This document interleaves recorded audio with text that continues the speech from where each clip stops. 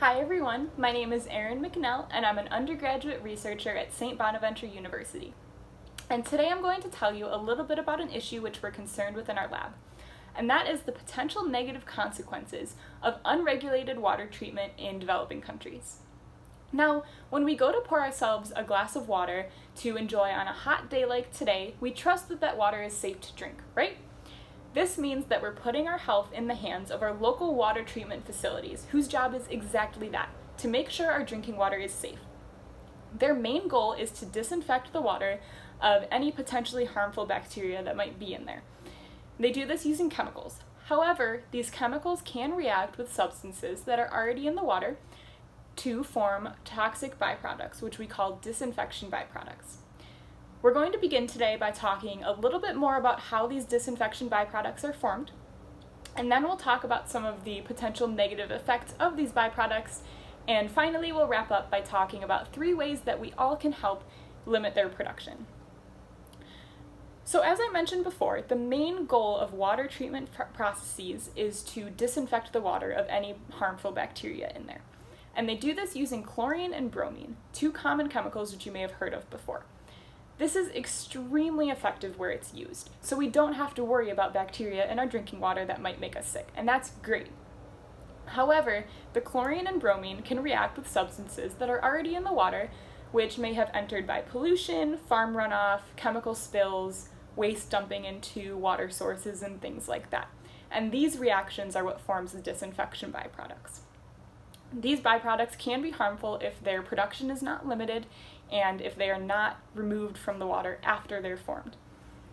This is mostly seen in developing countries where the water treatment process is just beginning and is not regulated to as high a standard as the United States, for example. And this is where we're going to see some of those negative effects that we'll talk about in just a minute.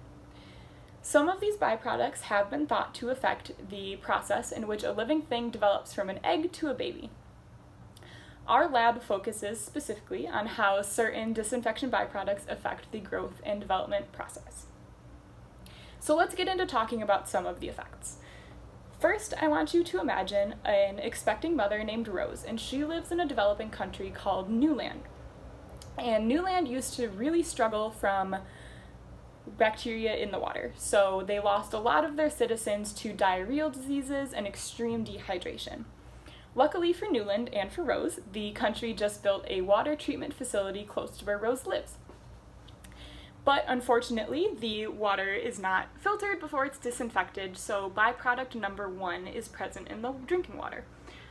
But Rose, just like everybody else in the country, was told that the water is now safe to drink, and so Rose drinks it every day, she bathes in it, and she breathes in its steam when she takes a hot shower. Unfortunately, when Rose's baby is born, he has a disformed jaw and an enlarged liver, and this is the importance of regulating the water treatment process in New Land. The case is the same for Elizabeth, and Elizabeth is an expecting mother in another developing country called North Tuslo.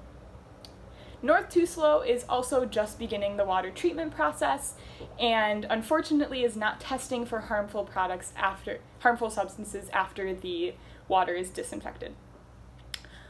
Elizabeth is very excited that she can finally drink the water in her home, so she drinks it every day, so on and so forth. Unfortunately, she doesn't know that she's also drinking byproduct number 2. When Elizabeth's baby is born, she has a severe heart condition in which blood leaks from her circulatory system and her heart. And this is the importance of regulating the water treatment process in North Tuslo. Our final case is Lucy, and Lucy lives in our 3rd developing country called Isle of Damore. And just like the others, she was told that the water is safe to drink, so she drinks it every time she's in her home, but unfortunately is also ingesting byproduct number 3. Now, when Lucy's son is born, his stomach and intestines have not formed correctly, so unfortunately he has a severe difficulty digesting food. And this is the importance of regulating the water treatment process in Isle of Damore. Now, we talked about fictional characters in fictional countries, but the effects that I mentioned are very, very real. Byproduct number 1 we study in our lab, all 3 we do actually. Byproduct number 1 is called DCSA, and we have found it to affect jaw development and liver development.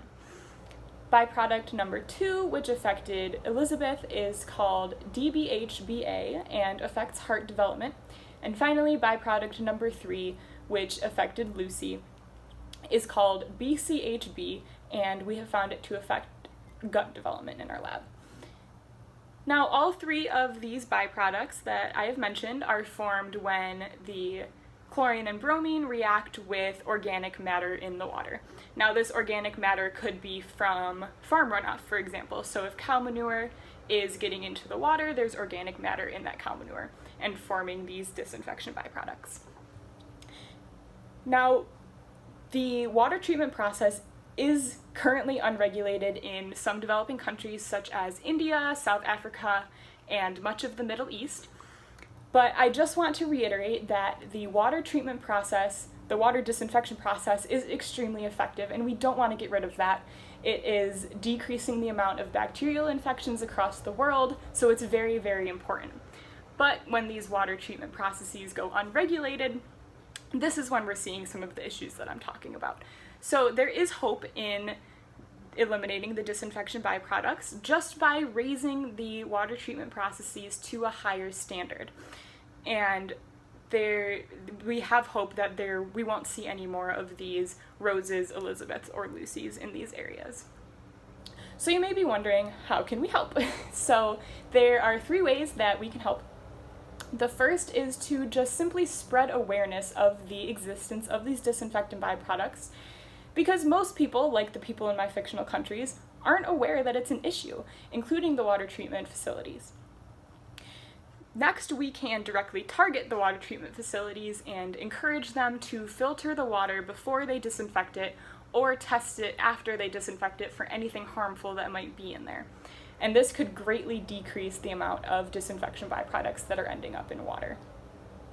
Finally, there are a number of nonprofit organizations which advocate for clean drinking water for all, and many of them openly take donations. Some examples are Charity Water, water.org, and there is plenty of others if you do a simple Google search.